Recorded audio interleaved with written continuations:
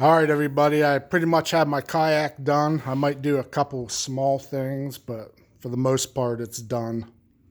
Been working on it for a few months. A lot of thinking. So here's my motor set up. A lot of people were asking, how can you release that latch from your seat? And you want to do it yourself. This is what I came up with. This is the only thing I could come up with. You drill a hole through the latch. You put the ferrule on the back side of it. You run your 1/8" cable through this nut. This nut is always loose. I don't use it. It's just there to guide the cable. When you drill a hole, don't just drill it straight through. You want to round it on the inside like it's following the contour of the cable. Now here you have an eyelet. You gotta be careful drilling this eyelet hole, but if you get it just right and sink it, it'll be perfect. It hasn't moved, it's flawless. Now the cable running into paracord, so it's not digging into my kayak when I pull it up front. Now at the other end, I have my Yak Attack trolley cable or trolley pulley and the pull start handle here. Now I'm going to raise this up 2 or 3 notches so you guys can see how it works.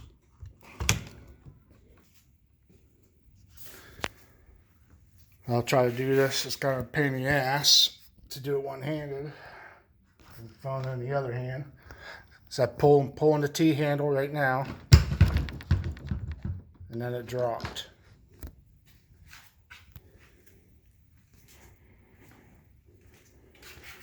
I'll do a little demonstration from here. Get my hand here. Just watch that latch and I pull it. Easy peasy. Works every time. Smooth, slick as shit. And I mounted one eyelet in the back for more responsive steering. It steers real easy, real quick. I didn't like the idea of the eyelets coming off the side. I actually did that first and I didn't like it. I had to move the pedals probably 6-8 inches to get it to turn, and I didn't like that at all. Now I can move it maybe 2-3 inches and I'm completely sideways with the motor. There's the plug set up.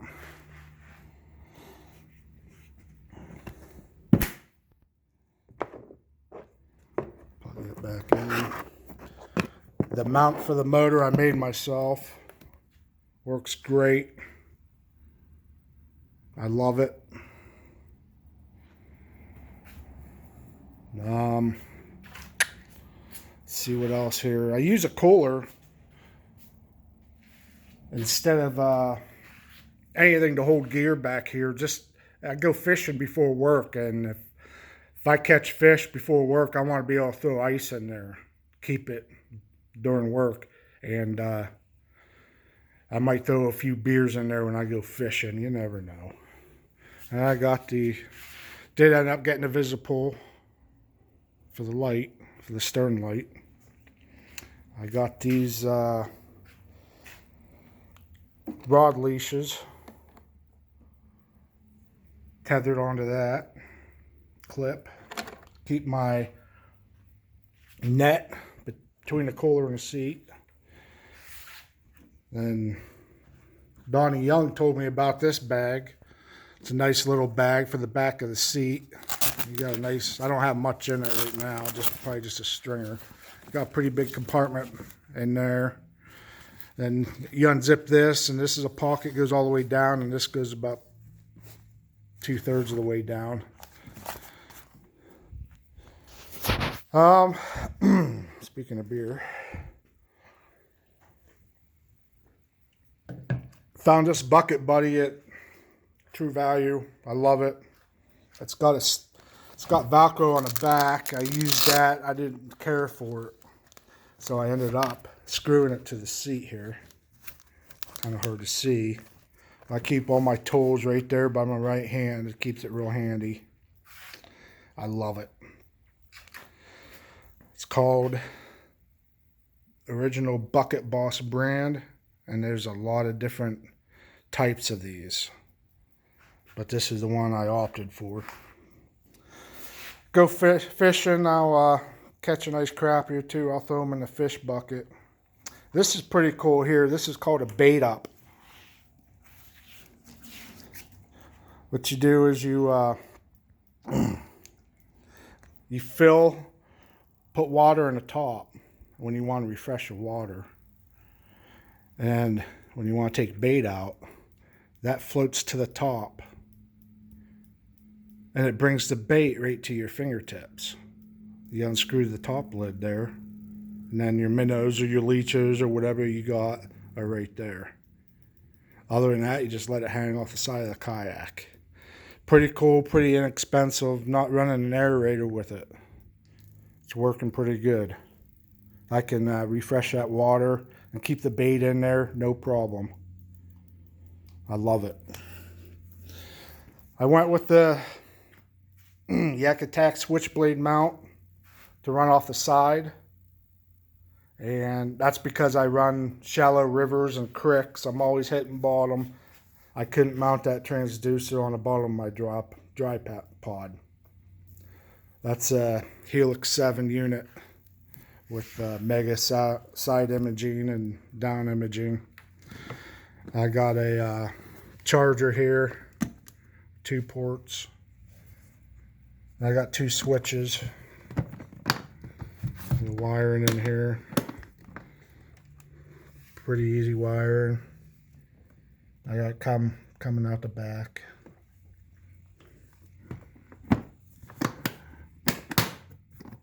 The left switch powers a floodlight, spotlight.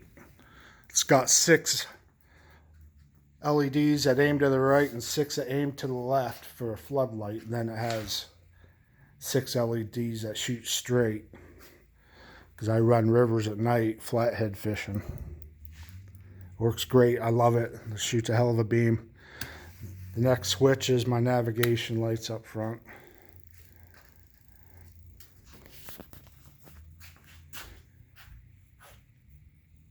They're bright as hell. I got some LED lighting going on here in the garage. It doesn't do it any justice unless I turn off the lights. So I'll do that. Let's see how bright they are now. It's insane. Turn the lights back on.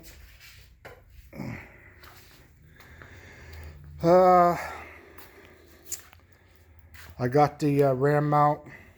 I can unhook it just like a rod holder. Unplug it. I can throw the Humminbird in the back of the truck in the seat. Then I have this clip here. I can unplug that. Then I can pull out the tripod. All this is wiring loom. I believe it's 1/2 inch or 3/8. And I have it coming out of this box. The transducer is going through the hull. And I believe that's a master brake cylinder seal. Works great. Nice and sealed up. Open up the hatch here. Found a different way to put a Yak Attack sticker on the front there. I like that. It's pretty unique. Inside here, move this a little bit. Inside the hatch, I got the 60 amp hour.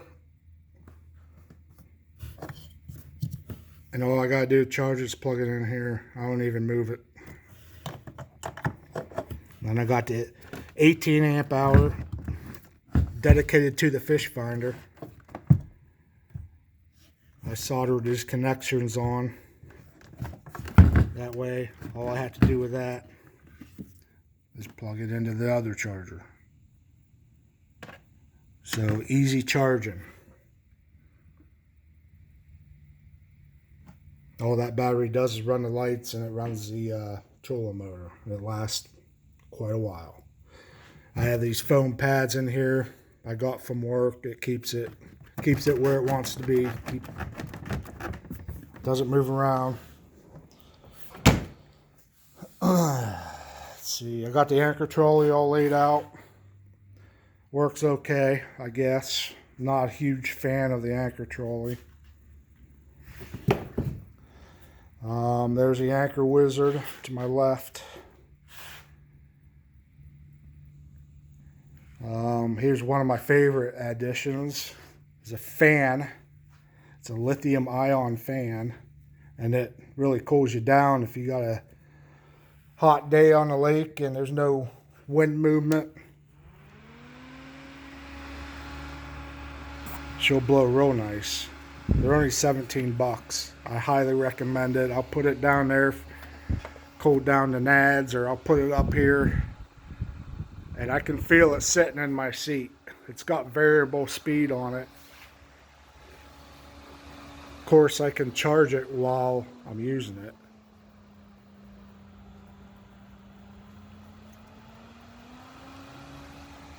So I love that. I love that. I won't go anywhere without that little fan.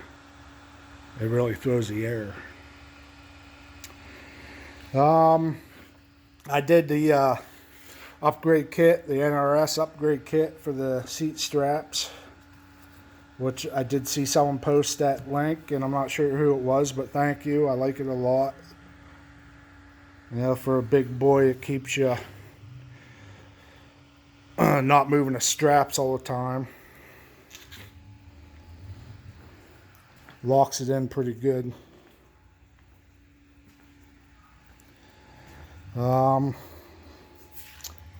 Here's my other favorite thing, is my controller.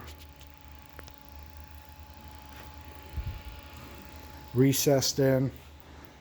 I could put her on a lanyard around my neck. Just lay it on my lap. I could go a long ways with it. You can see the motor. This is forward.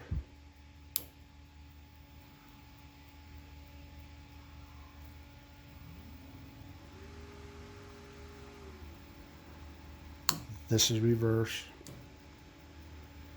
This is your variable speed.